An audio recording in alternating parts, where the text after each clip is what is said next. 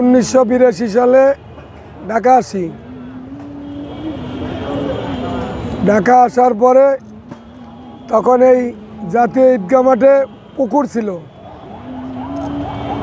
ছিল। এখানে অনেক পাগল ফকিররা থাকতো। তখন আরও জাঁকজমকভাবে এখানে খাজা মাইনুদ্দিন চিশতি রহমতুল্লাহ আলাইহির ছোট সাহেবজাদা খাজা শরফুদ্দিন চিশতি রহমতুল্লাহ অলি বাংলা। আমরা ওনার দরবারেই সেই 82 থেকেই ওরস করে আসছি। রজবের 19 এবং 20 উনি একজন আল্লাহর অলি ছিলেন। উনি খুব ভালো লোক ছিলেন। ওনার এই 1982 থেকে আজ হলো 2025 সালে ওরস উদযাপন করতেছি। আমরা ওরসে গরিব মিসকিনদের দুপুরবেলা সাদা ভাত সবজি খাওয়াইছি। রাত্রেবেলা আবার 8টা সাড়ে 8টার দিক সবজি এবং ভাত খাওয়াবো। এবং রাত 3টায় তবারক গরু দিয়ে তিহারি পাকাইছি। এই তবারক গরিব মিসকিনদের মাঝে বিলাবো। এবং আমার আস্তানায় গাউসুল আজম মাছ ভান্ডার শরীফের ভক্ত আমরা এখানে মিলাদ জিকির এবং কিয়াম পাঠ করব, দোয়া করব। সমস্ত দেশবাসীর জন্য দোয়া করব। দেশবাসী যাতে ভালো থাকে, দেশের প্রতি জানি অরাজকতা সৃষ্টি না হয় এবং দেশ যাতে ভালো পথে চলে। আমাদের পথে জানি আল্লাহ কোনো গজব নাজিল না করে, আমরা জানি সে ভালো পথে চলতে পারি। বাবা শরফুদ্দিন অলির ওসিলায় আমরা এখান থেকে জানি ভালোই মতন চলে যেতে পারি।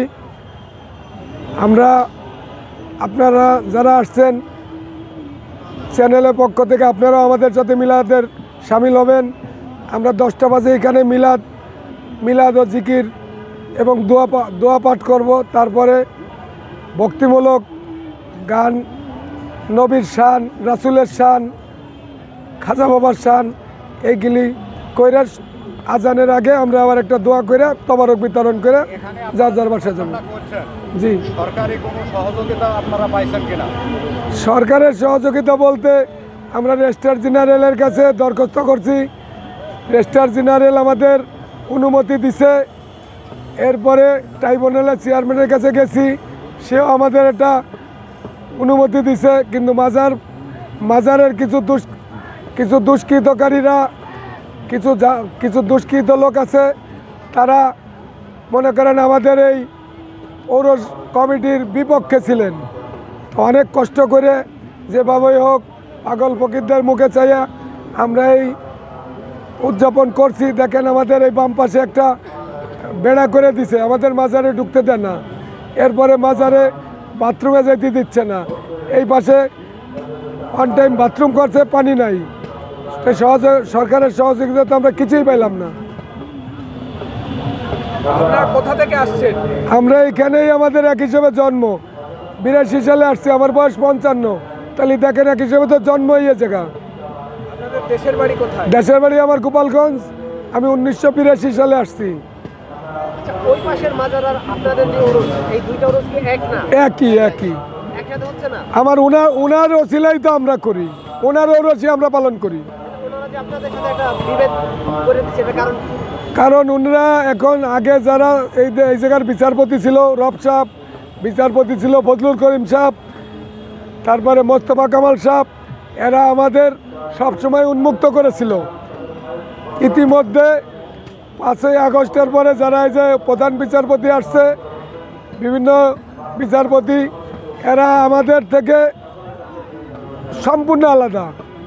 তারা মাজারকে পছন্দ করে না, কিন্তু মাজারের খাবারটা তাদের পছন্দ।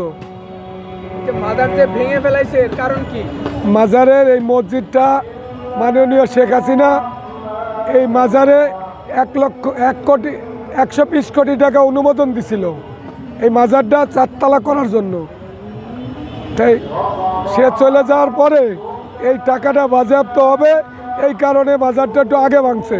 আর এই মাজারটা কিন্তু তারা ইচ্ছা করলে আমাদের ওরসের পরেও করতে পারত, কিন্তু আমাদের এই বিঘ্ন ঘটানোর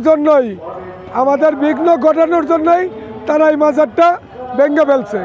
আমাদের এই ওরসেও তারা বিভিন্ন বিঘ্ন ঘটাচ্ছে।